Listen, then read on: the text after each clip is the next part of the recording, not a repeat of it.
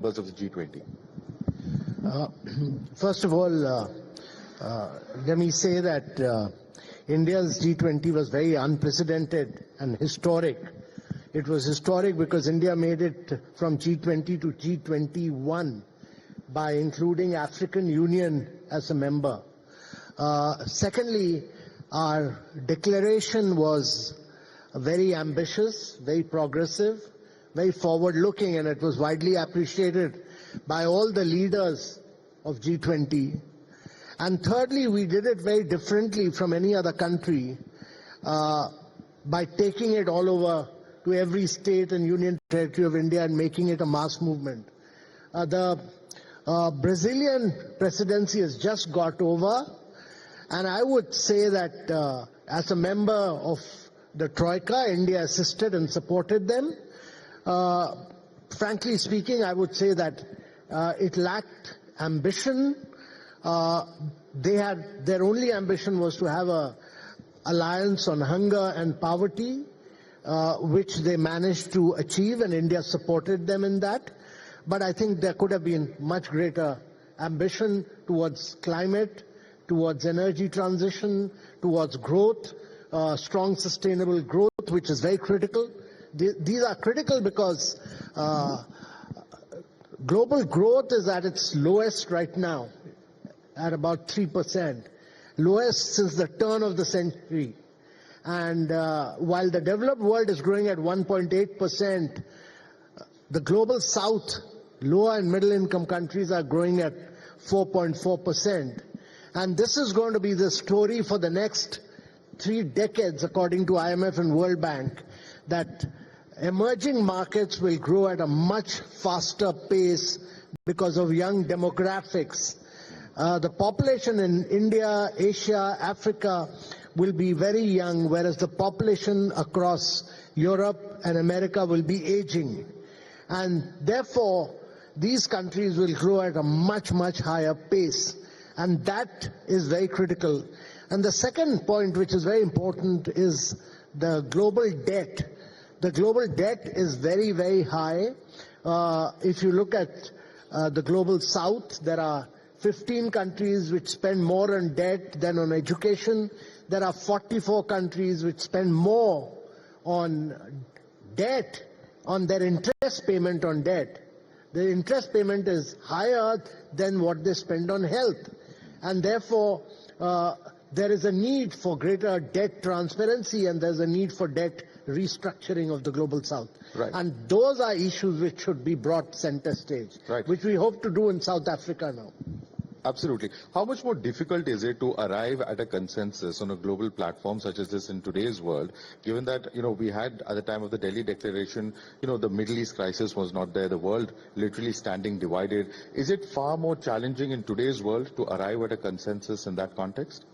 So there are many challenges. First and foremost, we must understand there is a global challenge of a crisis in the heart of Europe. There is a raging war for over 3 years now in the heart of Europe. We should also be very clear that World War I was fought in Europe, the World War II was fought in Europe, and we have this war going on for 3.5 years. You have a huge humanitarian crisis in the Middle East. More people have died in the Middle East in 1 year than what they've died in the Russia-Ukraine crisis over 3.5 years. So you have a Middle East crisis. And then you have a challenge now in Syria. So you have all these challenges. Right. Secondly, you have a very major challenge in terms of global value chains having broken. So you've seen United States putting 100% duty on Chinese automobiles, 50% duty on batteries, etc. And Europe has also moved forward and put a 45% duty on imports from China on automobiles. And this duty is being put because they say that China is overproducing for the world and is supported, their production is based on support by the government subsidizes their production, and therefore they're producing below market costs. And what you will see is more trade wars.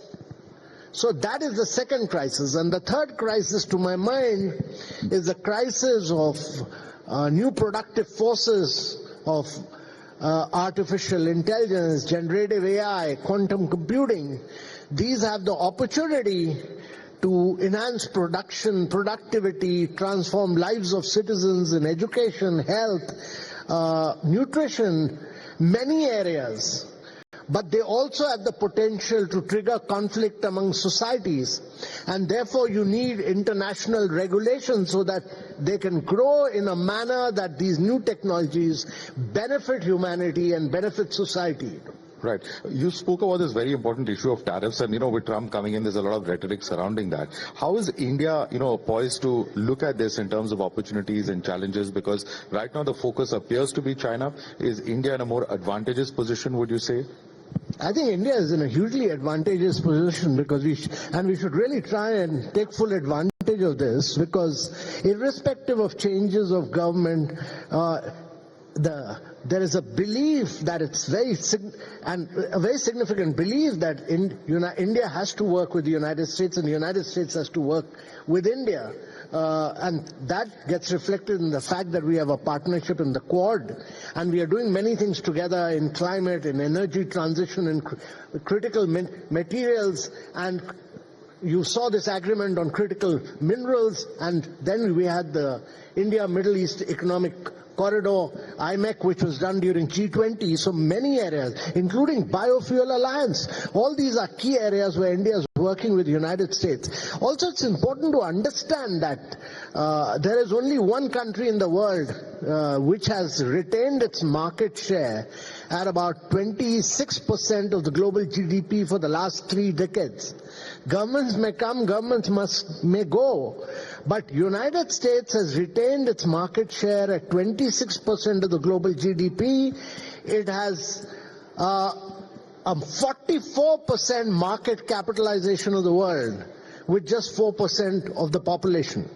And it's the only country. Europe's share has fallen from 30% to 18%, but America has retained it. It's also important for us to understand that countries like Japan, which grew in from post-World War II, Korea, recent time China, all have grown at high rates on the back of penetrating United States as far as exports are concerned. And therefore this relationship, to my mind, is critical. It's very critical for India to be able to grow into a fully developed economy and becoming a Viksit Bharat by 2047. Right. Also, some of the questions around India's neighborhood as well. We are one of the countries that has extended to Sri Lanka, a $1 billion line of credit, with China also trying to woo a number of countries in this entire hemisphere. What really are the challenges for India in that context, even as it tries to lead the global south? So the biggest challenge for the world is the global debt crisis. As I said, that the global south is spending 2.4% of their GDP on just meeting the interest payment. That is more than what they spend on climate. They spend 2.1% on climate, and they spend 2.4% on interest payment. That is why, the interest payment just look at this, interest payment on debt is higher than what they spend on health in 44 countries of the global south. And therefore, there needs to be a debt transparency.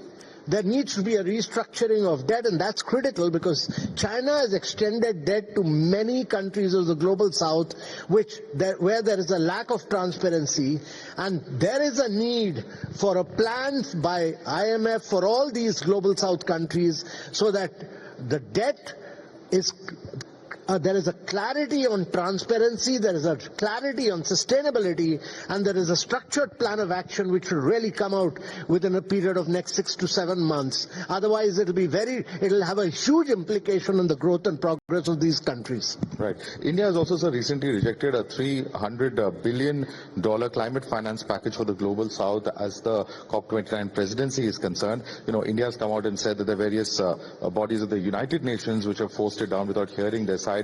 What exactly are the apprehensions here, and what are the implications of this? So the COP29, the negotiation process was very badly managed to my mind, by UNFCCC. Number one. Number two, I really feel that the basic principle is what was agreed to at COP21 in Paris, which was based on common but differentiated responsibilities. That 82% of the total carbon space in the world has already been occupied by the developed world. There's very little left for developing countries like India and the global south. Now they've taken away all the carbon space and they're still doing greenhouse gas emission. And they want to achieve 1.5 degrees centigrade by 2050 without providing either the finance, technology or capacity building which was agreed to at COP21 in Paris. So they're changing the goalpost, and that is why agreeing only to $300 billion, whereas what they should support for 1.3 trillion.